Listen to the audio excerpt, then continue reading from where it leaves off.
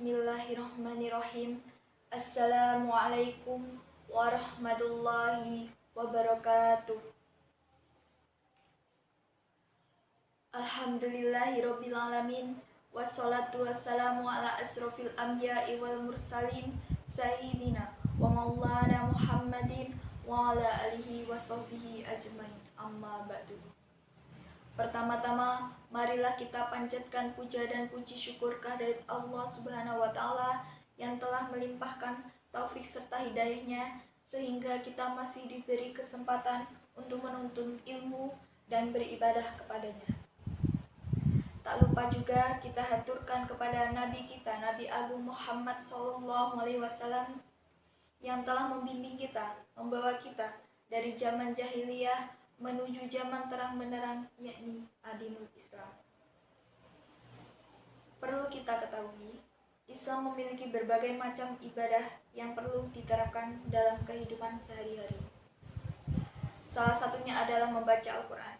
Al-Quran adalah kitab umat Islam yang sungguh mulia dan agung, yang di dalamnya terdapat banyak sekali perkara-perkara kehidupan manusia, mulai dari ilmu, etika, hukum, sejarah, perintah, larangan, gambaran surga, dan gambaran neraka. Allah menurunkan Al-Quran sebagai petunjuk bagi manusia, dan petunjuk tersebut bisa kita dapatkan dengan kita memperbanyak membaca Al-Quran, memahami Al-Quran, mempelajari Al-Quran, dan mengamalkan Al-Quran. Rasulullah SAW memberikan contoh dan memerintah kepada kita untuk memperbanyak membaca Al-Quran. Oleh karenanya, kita dapat melihat beberapa hadis di dalamnya. Di antara hadis-hadis tersebut adalah hadis dari Nabi SAW yang diriwayatkan oleh Bukhari dari sahabat Utsman bin Affan radhiyallahu anhu. Nabi SAW bersabda, "Wa 'allamahul Qur'ana ta'allama man khairukum," yang artinya sebaik-baik kalian adalah orang yang mempelajari Al-Quran dan mengajarkannya. Hadis riwayat Bukhari. Dalam hadis yang lain diriwayatkan oleh Aisyah radhiyallahu anha, dalam Bukhari dan Muslim, Nabi SAW bersabda, Rodiyal kirami safaroti ma'al bil Qur'anil mahir." Seseorang yang mahir dalam membaca Al-Quran, maka bersama dengan malaikat yang sangat mulia dan baik. Ajroni lahu syakkun alaih wa huwa fihi wa yatata'tawul Qur'ana yaqra'u waladhi. Sedangkan orang yang membaca Al-Quran tetapi terbata-bata, kesulitan dan merasakan berat dalam membacanya, maka mendapatkan 2 pahala. Hadis riwayat Bukhari dan Muslim. Saudara-saudariku yang dirahmati oleh Allah, terdapat 2 pahala yang didapatkan oleh orang yang sedang membaca Al-Quran, dibarengi dengan kesulitan, susah payah yang terdapat di dalam membaca Al-Quran adalah pahala. Mengapa pahala? Karena dia mampu membaca Al-Quran. Dan yang kedua adalah pahala karena kita merasakan sulit dalam membaca Al-Quran. Akan tetapi, kita lihat di sini bahwa Nabi SAW memberikan penghargaan kepada orang-orang yang membaca Al-Quran, walaupun merasa berat, merasa sulit ketika membaca Al-Quran, dan di dalamnya ada hadis lain. Nabi SAW bersabda, "Ashabihi syafi'al qiyamati yauma ya'ti fa innahul Qur'an." Bacalah Al-Quran karena sesungguhnya Al-Quran akan datang pada hari kiamat dan memberikan syafaat kepada orang-orang yang membacanya. Hadis sahih riwayat Muslim. Saudari-saudariku yang dirahmati Allah, hadis ini menjelaskan kepada kita bahwa Al-Quran adalah mukjizat yang besar pada hari kiamat yang akan memberikan syafaat, akan mendoakan kepada orang-orang yang mencintainya, orang-orang yang membacanya, mempelajarinya, mengamalkannya, akan dimintakan ampun kepada Allah Subhanahu wa Ta'ala, dan akan didoakan untuk naik derajatnya di sisi Allah Subhanahu wa Ta'ala. Maka sungguh ini adalah kemuliaan yang besar atas orang-orang yang mau membaca Al-Quran. Kemudian hadis yang lain, Nabi SAW menyebutkan keutamaan orang-orang yang mempelajari Al-Quran di salah satu rumah-rumah Allah Subhanahu wa Ta'ala. Nabi Shallallahu Alaihi Wasallam menyebutkan balasan mereka. As-sakinatu alaihim nazalat illa, kecuali akan turun ketenangan atas mereka. Ar-rahmatu wa washiyathum, akan turun rahmat Allah dan kasih sayang Allah kepada mereka. Al-malaikatu wa hafathum, para malaikat akan membentang sayapnya ridho dengan perbuatan mereka dan mendoakan kepada Allah Subhanahu wa taala atas ampunan mereka, kasih sayang untuk mereka.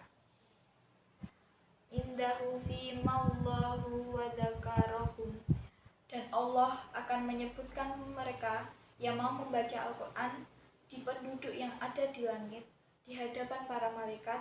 Allah Subhanahu wa taala akan memuliakan dan menyanjung mereka yang mau membaca Al-Quran.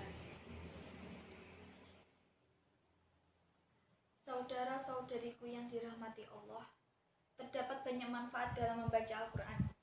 Yang diantaranya, 1. Membaca Al-Quran terbukti efektif meredakan stres dan kecemasan. Maksudnya, kita dapat merasakan rileks atau ketenangan jiwa saat membaca Al-Quran. Contohnya, sebuah studi di Universitas Salford, Inggris, membuktikan orang-orang yang membaca dan melantunkan Al-Quran menjadi lebih rileks dan tenang dibandingkan mereka yang membaca buku biasa. Yang kedua, menstabilkan tekanan darah dan denyut jantung. Lantunan ayat Al-Quran ini memberikan efek relaksasi bagi mereka yang membaca ataupun mendengarkannya. Hal ini terbukti menjadi solusi yang paling jitu untuk menormalkannya tekanan darah dan denyut jantung yang sedang tidak stabil. Proses relaksasi ini mengaktifkan sekaligus mengendalikan saraf otonom atau saraf simpatis dan parasimpatis, sehingga akan menciptakan tekanan darah dan membuat denyut jantung stabil. Yang ketiga, meningkatkan daya ingat dan mempertajamkan konsentrasi. Maksudnya, orang yang rajin membaca Al-Quran terbukti memiliki daya ingat yang lebih baik. Selain itu, dalam membaca Al-Quran juga secara otomatis mampu membuat otak lebih fokus sehingga lebih mudah untuk berkonsentrasi. Karenanya, sangat disarankan bagi kita yang lagi belajar atau bekerja di kantor untuk membiasakan diri membaca Quran selama 10 hingga 15 menit di pagi hari agar kita lebih fokus untuk memulai pekerjaan. Begitu pula dengan perkuliahan. Yang keempat, membantu menghancurkan sel-sel kanker.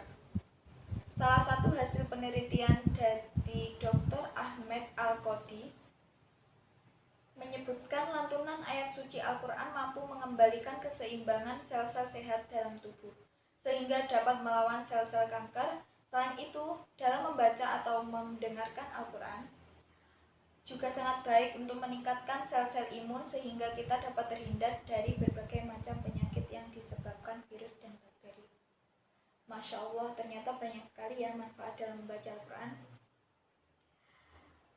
Oke, alhamdulillahirabbil alamin. Cukup sekian yang dapat saya sampaikan.